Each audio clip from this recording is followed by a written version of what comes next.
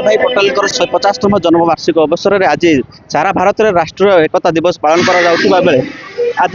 पापड़ाहांडी स्थित शहीद मीनार ठारू एक 12 किलोमीटर पदयात्रा पापड़ाहांडी शहीद मीनार ठारू नवरंगपुर बाहरी आम सहित नवरंगपुर विधायक अच्छा आसतु सीधा सड़क पचारि बुझा आम सहित अच्छा नवरंगपुर विधायक सर कौन कहे सर कौन वर्तमान सारा तो भारत वर्ष अमृतर कालखंड चलती आम समस्ते जाचु जे लौह मानव सरदार वल्लभ भाई पटेल जी भारत वर्ष अवदान स्वाधीनता पूर्वर कहतु स्वाधीनता पर कहतु आम स्वाधीनता पर भारत जो कतोटी 500 रु अधिक प्राय गणजात राज्य जाक रही जाइतिला भारत वर्ष में सामिल हो नाला जमी राजा हरि सिंह कथा कहतु काश्मीर हैदराबाद राजस्थान गुजरात अनेक गणजात राज्य को सी भारत वर्ष में सामिल करते राजनैतिक उद्देश्य रखी सरदार वल्लभ भाई पटेल जी को प्रधानमंत्री से आम समस्ते जानचु इतिहास रे जे जो लोक नेता माने चयन करनथिले सी प्रधानमंत्री ही जाइथिले एवं आमे स्वाधीनतार पाखापाखि 2014 पूर्व माने पाखापाखि 60 वर्ष काल आमे तांकर अवदान को भूल जाइथिलु एवं 100तम जो तांकर जन्म जयंती थिला सही समय मध्य गोटे अघोषित भारतर पराधीन चलतिला जोर जबरदस्ती गोटे जरूरकालीन परिस्थिति भारत वर्ष रे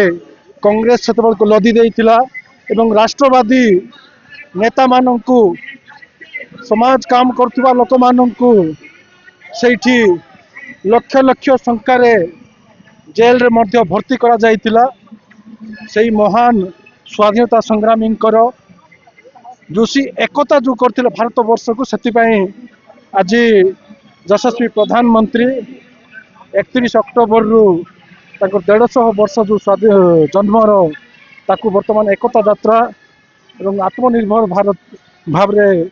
पालन करुच्ची भारत वर्ष आई परिप्रेक्षी में आज नवरंगपुर जिला तरफ दुईटा जगार होची आज आमर जो रक्ततीर्थ 1942 मसीहा अगस्ट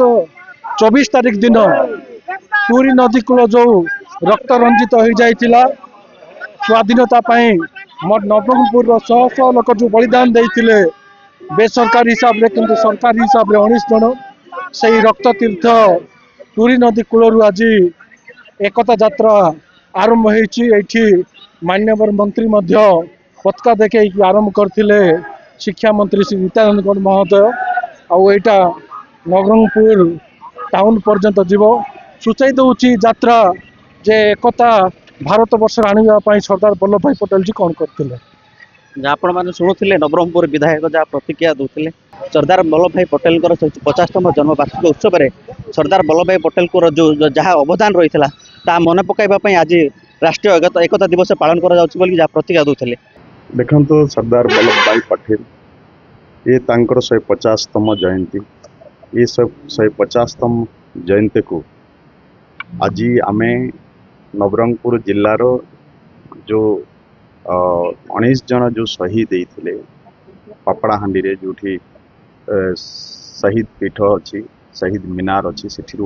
आमर आज एकता पदयात्रा आज नवरंगपुर एसएसडी स्कूल रे समारोह हो ये पदयात्रा आज चली आपण माने समस्ते जानते सरदार वल्लभ भाई पटेल जे लौह मानव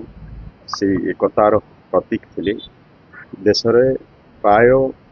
565 प्राय प्रिंसली जो स्टेट थिला से प्रिंसली स्टेट गुड़ाक से एकत्रित करने समस्त भितर एकता आनवाई जो प्रयास करते से आज भी भितर जो दृढ़ता थिला एवं समस्त भितर एकता प्रतिष्ठा करिबा एवं भारतवर्ष विकास में विशेषकर युवक मानकर से जड़े प्रेरणादायक भी थे। तो ये ये आज ये आमे जो एकता पदयात्रा जो है माध्यम रे आमर आज जमती कि आमे एक भारत श्रेष्ठ भारत सेमिति आज आत्मनिर्भरशील भारत आमे समस्ते एक भारत आत्मनिर्भरशील भारत जमती समस्ते केमती आत्मनिर्भरशील एवं विकसित भारत जो स्वप्न देखुचे से स्वप्न को केमती साकार करवा आज ये विषय समस्त पाखे केमती ये मेसेज जीव से आज सारा भारत वर्ष सबु जगार आज एकता पदयात्रा आज होची आज से भाव में आज नवरंगपुर भी अनुष्ठित होती अनेक संख्यार समस्ते योगदान देले एकता पदयात्रा रे सामिल हेले मु निश्चय आशा करुच्ची ये आम समस्त को प्रेरित कर समस्त भितर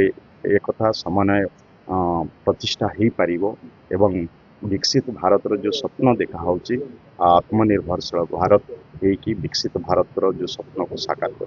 नवरंगपुर टुकुना खुरा रिपोर्ट स्टूडेंट।